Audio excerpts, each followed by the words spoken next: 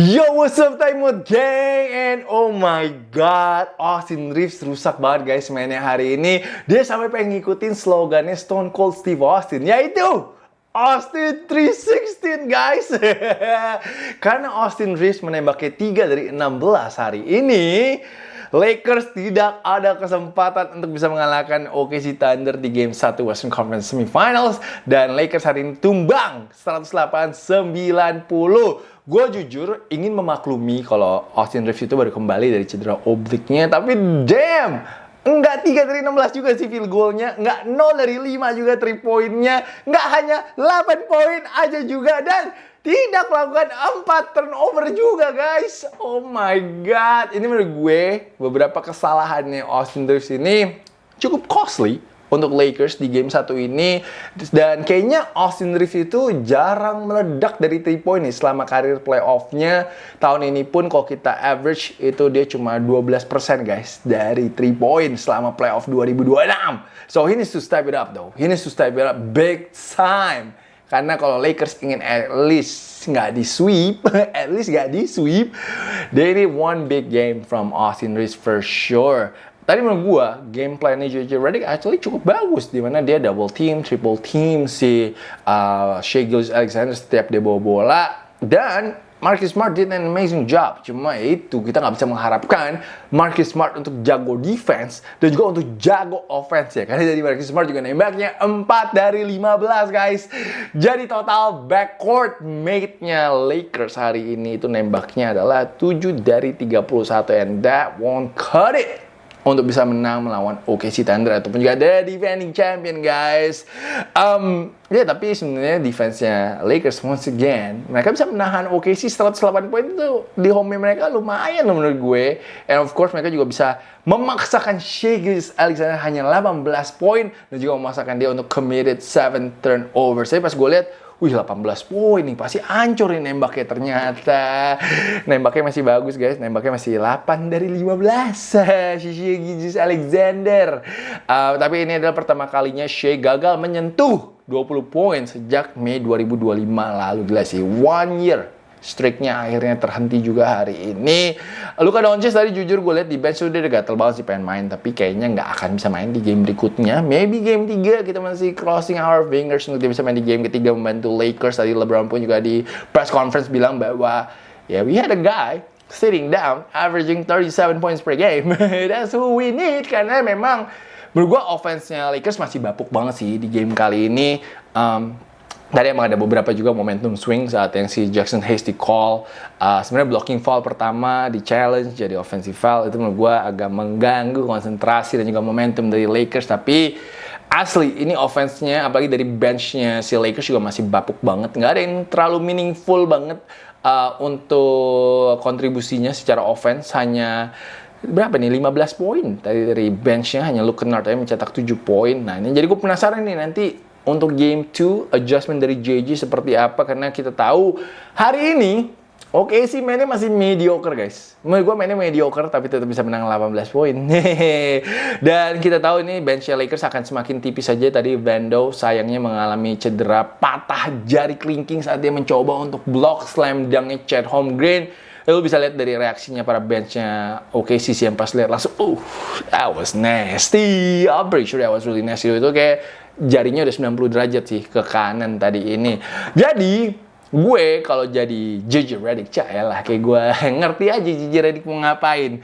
Tapi kalau mau gue akan taruh Austin Reeves ke bench. Jadi gue akan downgrade dia ke bench. Dia akan main sama second unit karena lo harus muter otak aja sih bagaimana agar second unit lo tuh balance. Lah kayak kata Coach Jul, balance. Dan juga punya scoring option aja sih untuk second unit. Karena sekarang ini Luke Kennard 7 poin, tapi I don't think he's offensive threat right now. Dia tadi 1 dari 4 nembaknya. So I would like to upgrade Luke Kennard as a starter. Mungkin main jadi point guard lagi ataupun jadi shooter juga, bisa spot up shooter. So I think that will be a better option for the Lakers. Karena gue pengen jadiin Rui Hachimura itu second option for the Lakers. Karena obviously LeBron James hari ini the best player once again untuk Lakers dengan 27 poin hari ini, 6 assist, 12 dari 17 nembaknya, super efficient untuk Opa LeBron. Sedangkan untuk Rui Hachimura hari ini 18 poin, 7 dari 13 nembaknya dan juga 3 dari 6 3 poinnya. So ini kenapa menurut gue Rui nggak boleh sih nembaknya lebih dikit daripada Austin Reeves ataupun juga dari Marcus Smart, karena right now Rui is in good rhythm right now, dan juga confident levelnya jadi lagi sangat tinggi banget sih. I think untuk Rui Hachimura next game dia harus nembak 15 plus attempt agar Lakers bisa punya kesempatan menang sih. And maybe third optionnya bisa jadi DeAndre Ayton, karena DeAndre Ayton juga hari ini not bad dengan mencetak 10 poin, 12 rebound, double-double, 5 dari 12 nembaknya dan juga 1 block. So I think right now pemikiran gue adalah lu harus taruh Austin Reeves sebagai fourth option sih, ataupun juga fifth option setelah Marcus Smart. So, I don't know you like that idea or not. Let me know in the comment section below. Tapi menurut gue itu yang harus dilakukan Lakers sih, agar mereka punya something aja sih dari benchnya mereka. Oke sih, seperti gue bilang, mainnya masih mediocre, tapi tetap ngeri guys, karena tadi menang 18 poin and they are 5-0 right now in the playoff and still playing without one of their best guys, yaitu si J-Dub. Their defense tadi benar-benar solid banget sih di babak kedua. Itu yang bikin Lakers sangat tidak nyaman ya. Lakers hanya mencetak 37 poin saja tadi di second half. Tadi di quarter ketiga tuh sempat beda 4 poin, tapi itu dikosongin lah si Lu Dort 3 point, and of course kena steal sama Cason Wallace, and of course kena steal sama siapa tadi, Isaiah Hartenstein kali ya. Itu yang jadi slam dunk untuk Alex Caruso. Lakers di game kali ini committed 17 turnovers. That's way too many mistakes untuk bisa mengalahkan tim OKC Thunder ini. Hari ini pasti yang bersinar adalah Chet Holmgren dengan 24 points, 12 rebound, and 3 blocks. I think he had like 6 dunks in this game as well, termasuk tadi yang si Vando cedera itu, dia catch a nice alley-oop from Isaiah Hartenstein setelah ngeblock siapa ya? He blocked somebody on the other end. Kayaknya kalau nggak block si DeAndre Ayton sih tadi ini. But Chet, man, I think he's still very underrated right now untuk OKC Thunder. Dan tadi big-nya OKC Thunder juga kasih banyak trouble ya kepada big-nya Lakers, karena dia berhasil melakukan banyak sekali offensive rebounds yang akhirnya bisa menjadi 21 second chance points. 21 second chance points sih banyak sih. Berbanding dengan Lakers yang 11 second chance points tadi. That was a big differences juga untuk game kali ini. Tapi of course ada AJ Mitchell yang nyetak 18 poin, tadi sempat juga 4-point play di foul sama si Marcus Smart. That was a really bad foul. Itu menurut gue awal mula kehancurannya Lakers, karena setelah itu kena back-to-back 3-point shot dari Jared McCain di fourth quarter, yang akhirnya juga itu bikin lead-nya OKC jadi 19 poin. Meledak banget sih. Dan Jared McCain very efficient, 4 dari 5 3 poinnya, dia mencetak 12 points. Ya tadi dia yang bikin bubar Lakers sih di game kali ini. Dan of course Jared High McCain having his best time playing basketball probably right now with the OKC Thunder. Dia benar sih bawa sesuatu banget sih untuk si OKC this year. And of course Isaiah Joe actually juga not bad. Isaiah Joe tadi 9 points and Cason Wallace kalau nggak salah 3 steals. So everybody contributed sih untuk si OKC Thunder, walaupun Shea agak boleh dibilang agak off night, but ya ini menunjukkan seberapa dalamnya timnya OKC Thunder sih. So it's gonna be really hard to beat this OKC team. Harus benar-benar perfect banget si Lakers mainnya. Gue feeling sih Shea nggak bakal 18 poin lagi sih. Feeling gue sih nggak bakal 18 poinnya lagi. Jadi game kedua Lakers better be ready sih. I have a feeling game kedua OKC offense-nya akan jauh lebih bagus sih. Jadi gue expect marginnya akan lebih gede sih. Jadi Lakers kayak baru bisa menang. Mungkin Lakers baru bisa chance ada menang game ketiga sih. I think game kedua sih harusnya OKC flat out sih. Bantai Lakers sih. Dan yang gak dibantai kemarin ini adalah Minnesota Timberwolves. Man, that game was really good guys. Kalian kalau belum nonton, dengan nonton sih game 1 dari game antara Spurs melawan Timberwolves. That was really fun. That was really like playoff intensity. Dramanya dapat banget, ketat banget gamenya. And of course Timberwolves threw the first punch kemarin ini dengan menang tipis 104-102 on the road dari San Antonio Spurs. Shocking, for me shocking. Timberwolves bisa menang dan juga mencuri home court advantage, and this is gonna be a very interesting series right now. Tapi kita harus kasih baik kredit kepada mental toughness dan juga adjustment dari Minnesota Timberwolves. Harus gue akui sih, mereka sih mental toughness-nya nggak ada obat sih, karena ya kita tahu mereka masih main nggak ada Ayo Dosunmu sekarang ini. Ayo masih out, Dante not gonna play anymore for the next 1 year. And kita tahu juga Anthony Edwards kemarin ada problem dengan kaki kirinya, hyperextended. Gue nggak tahu ada bruise juga. But tiba-tiba sebelum game 1 dia bisa main setelah istirahat 9 hari melawan Denver Nuggets. And of course juga mereka baru aja melalui series yang menurut gue cukup emotional, cukup physical banget bersama Denver Nuggets. Tapi mereka bisa maintain performance mereka dan juga nggak hilang fokus sih. Anthony Edwards kemarin ini off the bench mainnya. Ini pertama kalinya di dalam sejarah playoff career-nya dia off the bench. Mike Conley juga lucu sih sebelum game dia bilang katanya you are my hero, you are playing, karena semua pemainnya Minnesota katanya di locker room itu sangat senang banget pas tahu beritanya kalau Ant-Man akan coba bermain dan juga melawan pain-nya di kakinya. And yang paling penting tapi untuk Ant-Man adalah of course pertama dia nembak, menunjukkan show off his footwork di depannya si De'Aaron Fox.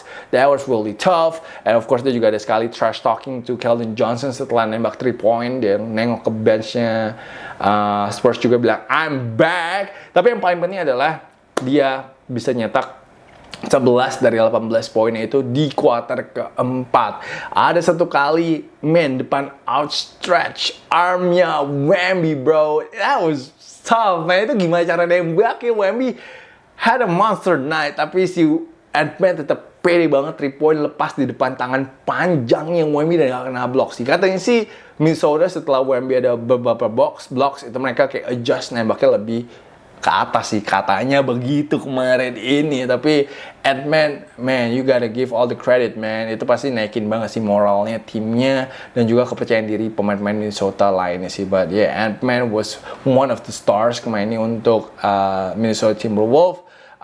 Yeah, Wemby like I said, monster game. Triple-double dengan block, guys. 11 points, 15 rebounds, 12 blocks. Itu adalah rekor jumlah blocks di dalam sejarah NBA playoff. Di bawahnya tau nggak? Ada Lakers legend Andrew Bynum dengan 10 blok, guys. Gokil juga ya.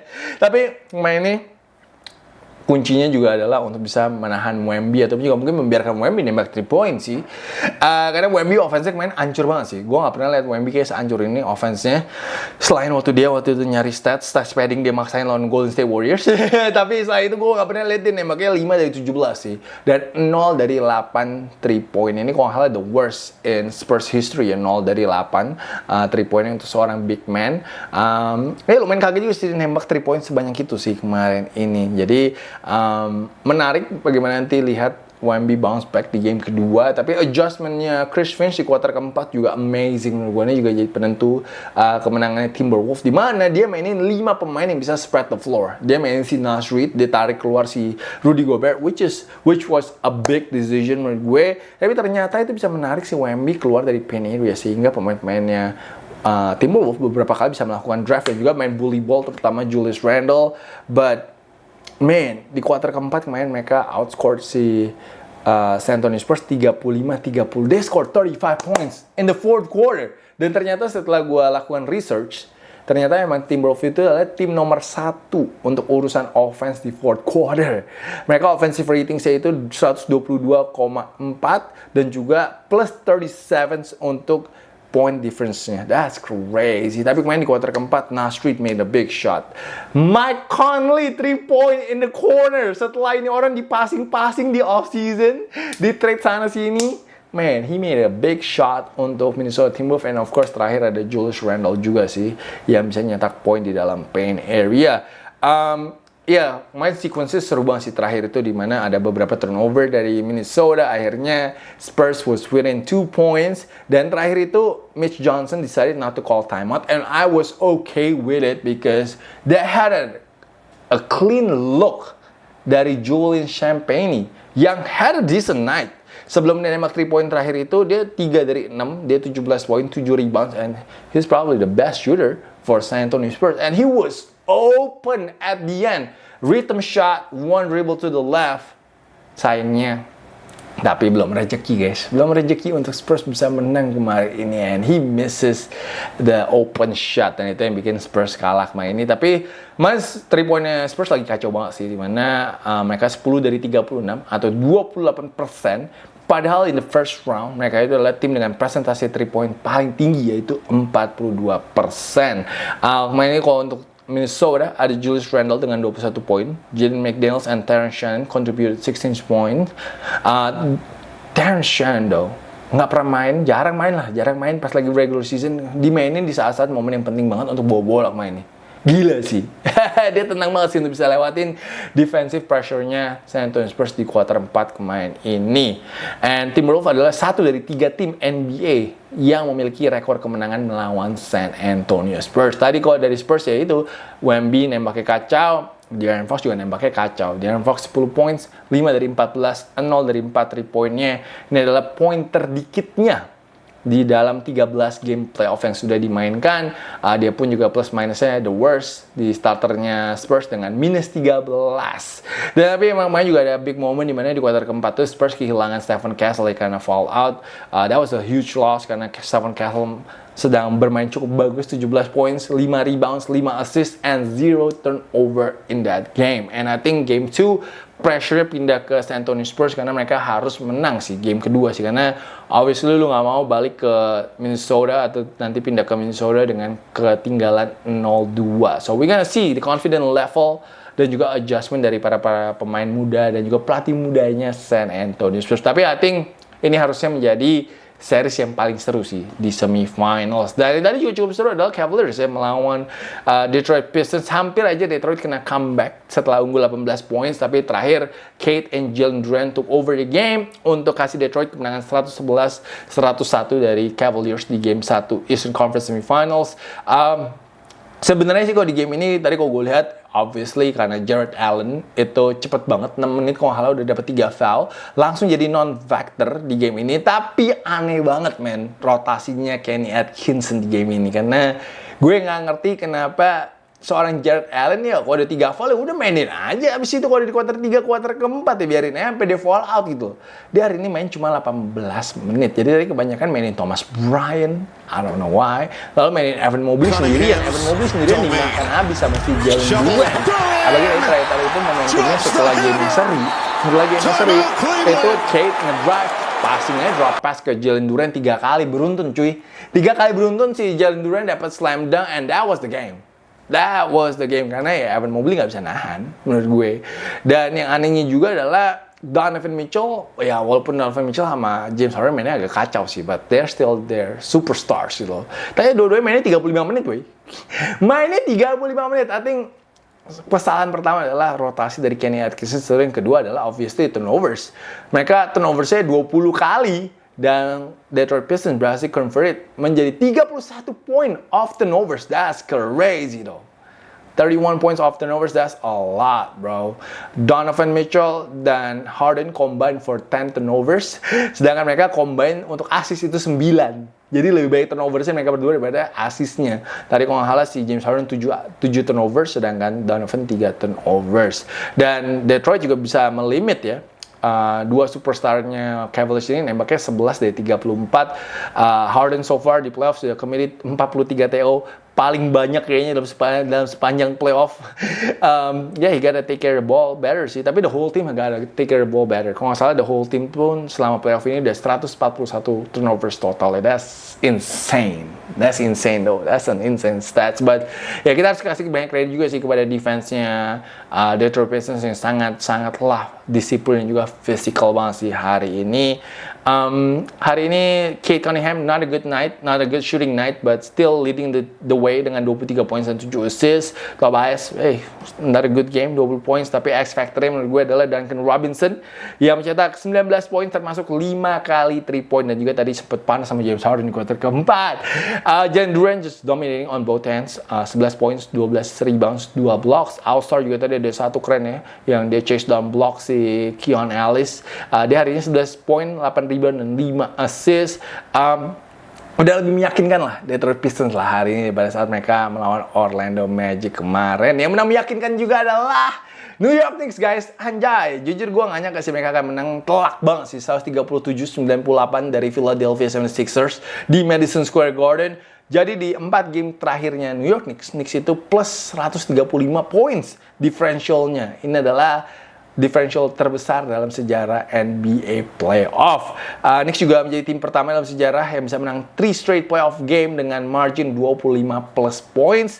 Knicks field goalnya main 63%, 3 pointnya 51,4%, best field goal percentage in franchise playoff history. Tadi kemarin tuh kalau nggak salah kuarter ketiga, sisa 5 menitan, Sixers udah nyerah guys, udah lempar bendera putih, jadi istirahatin starternya mereka.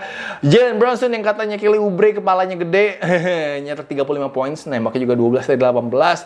OG super efficient, 7 dari 8 nembaknya 18 poin, and Mikal Bridges plus Cat juga masing-masing 17 points. Gue nggak tahu sih apa yang terjadi, apakah mungkin ini juga ada tragedi ya, pelatih dari Sixers yaitu Nick Nurse, tiba-tiba kakaknya pass away, so rest in peace, rest easy untuk Steven Nurse, kakak dari Nick Nurse. Tapi katanya dia gak akan miss game, so he'll be back for game 2 tomorrow morning. Gue nggak tahu sih itu itu berpengaruh atau tidak dengan mood ataupun juga vibes di locker roomnya Sixers. Tapi yang pasti Embiid main di shutdown sama Cat. Saat dijaga sama Cat, Embiid itu cuma 2 poin, 1 dari 5 nembaknya. Embiid selesai dengan 14 poin saja. Maxey juga very quiet night, mainin dengan 13 points, malah Paul George yang 17 poin untuk Sixers. Tadi gue mikirnya Sixers abis lawan Boston mereka will have the momentum, will stay hot. Ternyata tidak guys, ternyata mereka kayaknya kecapean mungkin, atau mungkin udah terlalu bagus mainnya pas di game ke-7 bisa comeback dari Boston Celtics. So, bukan comeback sih, malah mereka mendominasi ya. Dari awal ya, salah, maaf. Sixers sudah mendominasi dari awal kemarin tuh waktu lagi lawan Celtics. I don't know sih next game gimana responnya Sixers, gue penasaran sih, karena kita nggak pernah bisa membaca alur perjalanan atau alur dari game kedua sih biasanya sih. Jadi very excited tuh lihat besok game kedua. Yang kasih main J.R. Smith ya, gila dia kena trampled man in the crowd, karena dia main pas lagi mau pulang tiba-tiba fansnya Knicks lagi celebrate banget tuh di depannya si Madison Square Garden sih. Hopefully he's okay though. Gue nggak lihat sih akhir videonya kayak gimana, tapi ya kayaknya kalau di New York JR jangan pulang terlalu cepet lah, nongkrong dulu lah di dalam sampai pada fansnya pulang sih, karena lu tau lah fansnya New York Knicks kalau habis menang kayak gimana kelakuannya semua ya. So itu aja untuk timeoutnya, mungkin nanti lusa ya habis gamenya Lakers lawan OKC kita bikin lagi biar langsung 4 game kita bahasnya seperti hari ini. Ada berita apa lagi di NBA? Ada Masai Ujiri yang ke Dallas Mavericks. That's a good pick up untuk Dallas Mavericks. I think they're gonna be on the rise again, menjadikan Cooper Flex sebagai franchise player mereka. And of course juga nanti Kyrie akan come back. Setelah itu ada pelatihnya Orlando Magic dipecat Jamal Mosley, tapi it was expected lah. Kalau nggak salah setelah 5 season gagal keluar dari first round terus, I think dengan core player yang sangat muda-muda, I think expected lah untuk si Jamal Mosley ini diganti. Kita tinggal lihat nanti siapakah kira-kira yang akan menggantikan dia. Itu aja sih untuk time out once again. Jarang-jarang gue time out bisa 23 menit. So thank you so much guys for watching. Terima kasih yang udah menonton secara full. Really appreciate everybody. Of course selalu yang udah nonton time out. So itu dulu dari gue. Thank you so much guys for watching. And I will see you guys again later. Peace out everybody.